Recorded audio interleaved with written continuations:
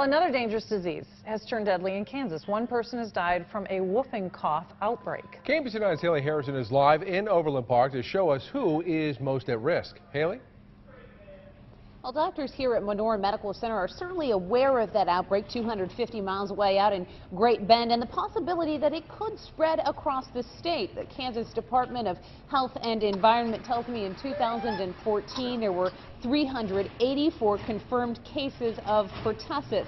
This latest outbreak in Barton County has caused a handful of people to fall ill, and one person has died. The chief medical officer at Menorah Medical Center describes the symptoms.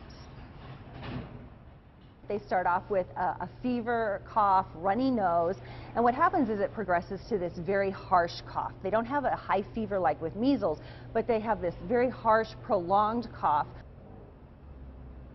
Dr. Miller tells me they haven't seen any cases lately here at Menorah Medical Center, but in Johnson County, the local health department tells me they usually see a few cases crop up every single week. In a county of this size, they tell me that's not cause for concern. But even a small outbreak in a place like Barton County in Great Bend, where we're seeing that little outbreak happening right now, they say that is more alarming. Reporting live, Haley Harrison, KMBC 9 News.